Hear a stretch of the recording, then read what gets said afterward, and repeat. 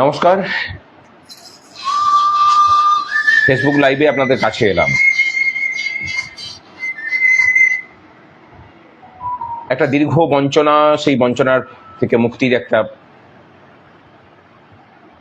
প্রাণপণ প্রচেষ্টা, একটা দীর্ঘ অপশাসন, সেই অপশাসনকে শেষ করার জন্য আপনাদের মরণপণ লড়াই, তারপর একটা সরকার আসা, এবং সেই সরকারটা এসে পড়ে বেশ কিছু সামাজিক কাজ, বেশ কিছু প্রশাসনিক সিদ্ধান্ত, যা কিছু রাজ্যটাকে ভালোর দিকে নিয়ে যেতে পারে, সেই সিদ্ধান্ত তারা নিয়েছে।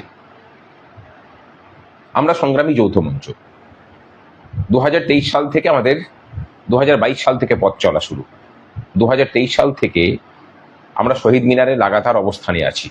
1200 দিনের উপর ধরে আমরা এখনো আছি। আচ্ছা, এই বকেয়া মহার্ঘ ভাতার যে বঞ্চনা, সেই বঞ্চনাটা কি শুধুমাত্র 2022 সাল থেকেই হয়েছিল, নাকি সে 2011 সাল থেকেই চলছিল? তখন এই পশ্চিমবঙ্গের কর্মচারীদের ভাগ্যাকাশে সংগঠনের কমতি ছিল না? তাও ছিল না। ডিএর বঞ্চনা তারা জানতেন না? না, জানতেন তো অবশ্যই। আন্দোলন গড়ে তুলতে পেরেছিলেন? এক্ষেত্রে উত্তর, সেভাবে দানা বাঁধার মতো আন্দোলন কোনোদিনই তারা গড়ে তুলতে পারেননি। 2020 সাল ডিএ শূন্য গেছে, 2022 সাল আমরা শূন্য ডিএতে কাটিয়েছি। 2021 সালের বিধানসভাতেও একটা পাহাড় প্রমাণ বঞ্চনা নিয়ে একটা সরকার ক্ষমতায় এসেছিল। ডিএটাকে কিন্তু তখনও শূন্য পদ তখনও ছিল, অস্থায়ী কর্মচারীদের জীবন যন্ত্রণা তখনও ছিল। আমরা সেগুলোকে রাজনৈতিক ইস্যু বানাতে পারিনি। মানুষ তখনও পর্যন্ত ডিএর কথা বললে পরে রে রে করে তেড়ে আসতো। চাকাটা ঘুরল কখন? সংগ্রামী যৌথ মঞ্চ যখন থেকে আন্দোলনটা লাগাতার শুরু করলো, জনমানুষের মধ্যে সচেতনতা তৈরি হলো। ডিএটা যে সকলের অধিকারের মধ্যে পড়ে এবং এর সাথে যে সাধারণ মানুষেরও স্বার্থ জড়িত, সেই অ্যাকসেপ্টেন্সটা, সেই বোধ বুদ্ধিটা সাধারণ মানুষের মধ্যে গেঁথে দেওয়ার কাজটা সংগ্রামী যৌথ মঞ্চ করলো। আলটিমেটলি কি হলো? শাসক চাপে পড়লো। আর কি হলো? একটা বিশাল পরিমাণ কর্মচারী, শিক্ষক, তারা সকলে ঐক্যবদ্ধ হলেন।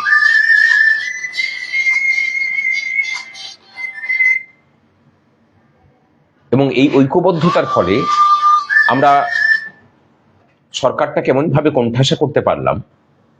সরকার যে ন্যারেটিভ দিয়ে কর্মচারীদের দাবি দাওয়াগুলোকে দিনের পর দিন অপাঙ্ক্তীয় করে রাখত, আমরা সেইগুলোকেই জনমানুষের, রাজ্যের পশ্চিমবঙ্গের ক্ষেত্রে দাবির শীর্ষে উঠে নিয়ে আসতে পারলাম। এখানে কোনো রাজনীতি কোনো ভূমিকা নেয়নি। শাসক বলুন, বিরোধী বলুন, তারা প্রত্যেকেই 2011 সালের পর থেকে ছিলেন, সমানভাবে প্রাসঙ্গিক হয়েছিলেন। তারা কিন্তু কেউ কর্মচারীদের এই জীবন যন্ত্রণাকে নিজেদের দাবি সনদের মধ্যে স্থান দেননি। 2026-এর নির্বাচনে প্রত্যেকটা দলকে এটাকে নিয়ে মুখ খুলতে হয়েছে। তারা বাধ্য হয়ে খুলেছেন, কেউ দয়া করে খুলে দেয়নি। কর্মচারীরা বাধ্য করিয়েছে তাদেরকে দাবি মানতে। আজকে এসে সপ্তম পে কমিশনের দাবি আমরাও করেছিলাম।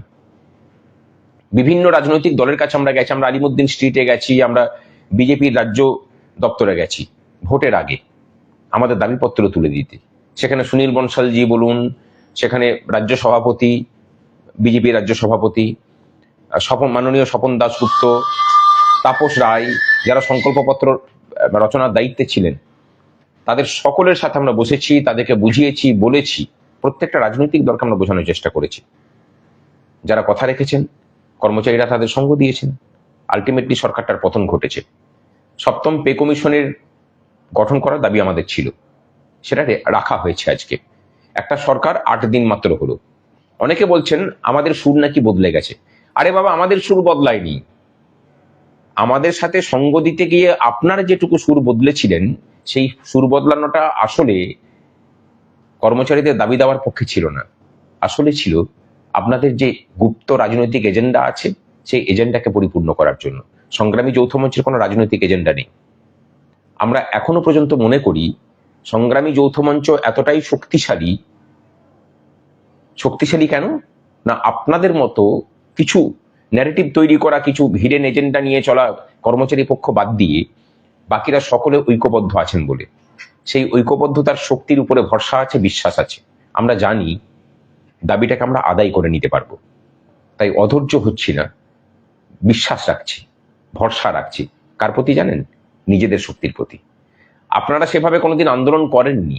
10টা থেকে 3টে পর্যন্ত যেই বেজেছে ময়দান ছেড়ে পালিয়ে গেছেন। সে কারণে আন্দোলনের মর্মটা বুঝবেন না। যারা আন্দোলন করে তাদের আত্মবিশ্বাসের টের পাওয়াটাও আপনাদের পক্ষে সম্ভব নয়। তাই কিছুদিন চুপ করে থাকুন। 11 সালের পর থেকে যেভাবে চুপ ছিলেন, 23 সালের পর থেকে যেভাবে আমরা দায়িত্ব নিয়ে একের পর এক দাবি আদায় করেছি, কর্মচারীদেরকে বলবো যে উতলা হবেন না, ভরসা রাখুন, সমস্ত দাবি আদায় হবে। আর অনেকে এখন ন্যারেটিভ তৈরি করতে নেমেছে যে দুদিন পরে সেগুলোকে গোল গোল হয়ে ভুলিয়ে দেওয়া হবে কিনা। কোনো ভুলের ব্যাপার নেই। এআইসিপিআই অনুযায়ী কড়াইগন্ডায় বর্তমান বকেয়ার যে 42% সেটাকে বুঝে নেব।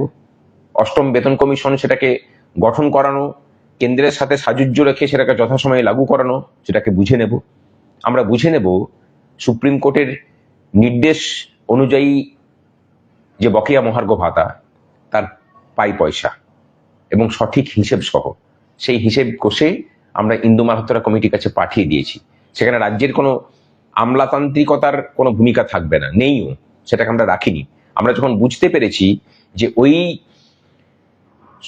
মানে অর্থ দপ্তর সেখানে কিছু বাস্তুঘুঘু